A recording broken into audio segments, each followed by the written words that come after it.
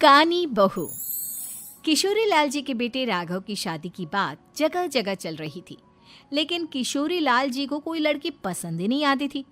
और उसकी एक ही वजह थी, किशोरी लाल जी का लालची होना। उनको लड़की वालों से मोटा दहेज चाहिए था और इसी चक्कर में एक दिन वो एक बहुत पैसे वाले के घर अपने बेटे का रिश्ता लेकर पहुंचे। उस आदमी का नाम था ओम प्रकाश।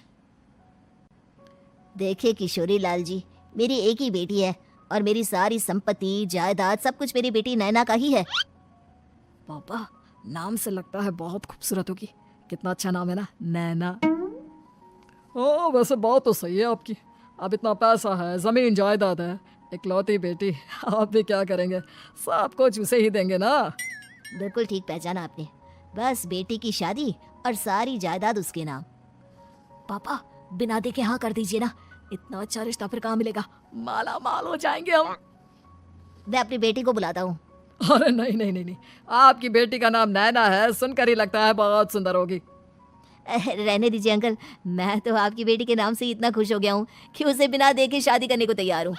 अब तो मैं उसका चेहरा सीधे शादी के बाद ही देखूंगा। और इस तरह राघव नैना का चेहरा नहीं देखता और उससे शादी कर लेता है। शादी के बाद अपनी सुहाग रात पर जब राघव नैना का घूंघट उठाकर देखता है तो नैना की आंखें बंद थी। कितने खूबसूरत हो तुम नैना, जरा अपनी आंखें खोलकर मेरी तरफ देखो तो सही। नहीं, मुझे शर्म आती है। अरे, मैंने तुम्हें शादी से पहले भी नहीं देखा, और अब अगर तुम आंखें खोलकर मुझे देखोगी भी नहीं तो मुझे अच्छा कैसे लगेगा? इससे पहले कि नैना अपनी आंखें खोलकर राघव की तरफ देखती, अचानक से लाइट चली गई और राघव नैना को पूरी तरह से देख भी नहीं पाया। अगली सुबह नैना राघव के लिए नाश्ता बनाकर लेकर आई।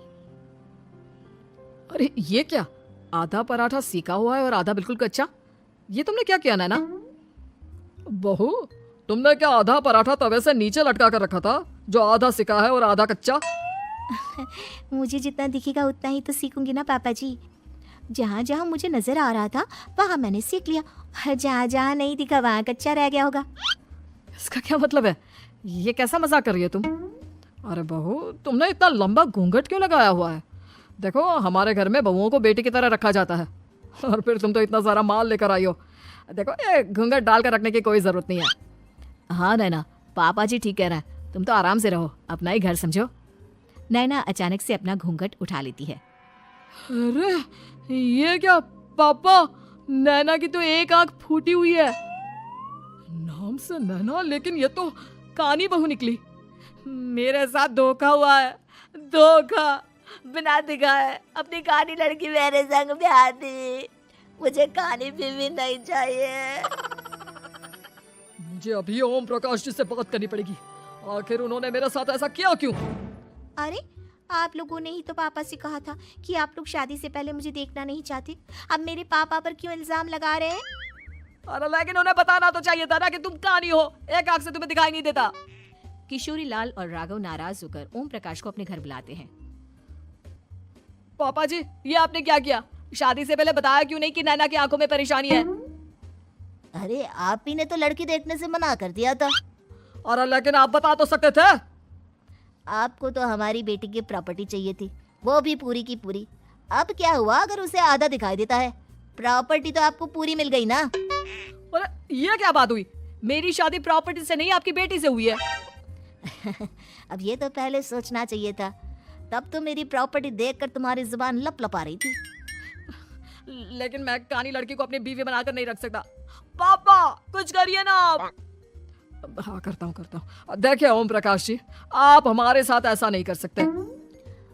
और तुम देखो, अगर तुमने मेरी बेटी से शादी तोड़ी ना, तो जो भी प्रॉपर्टी मैंने तुम्हें दी है वो तो पूरी की पूरी वापस ले ही लूंगा, और आधी प्रॉपर्टी तुम्हारी भी लूंगा। अरे, मेरी आधी प्रॉपर्टी भला क्यों लेंगे आप? इसलिए क्योंकि मेरी बेटी को आधा नजर आता है और उसकी नजर अभी तक तुम्हारी आधी जायदाद पर ही पड़ी है। अब तुम उसे घर से निकालोगे तो कुछ तो लेकर जाएगी ना। और अगर हम आपकी बेटी को अपने घर की बहू बनाकर रखे तो? तो तुम्हारी पूरी प्रॉपर्टी तुम्हारी ही रहेगी, और जो मैंने तुम्हें दिया है ना, उसमें से बस मैं आधा लेकर जाऊंगा। अरे लेकिन अब आप अपनी दी हुई प्रॉपर्टी में से आधी वापस क्यों लेकर जाएंगे? अगर मैं आपकी बेटी को अपनी पत्नी बनाकर रखने को तैयार हूं तो?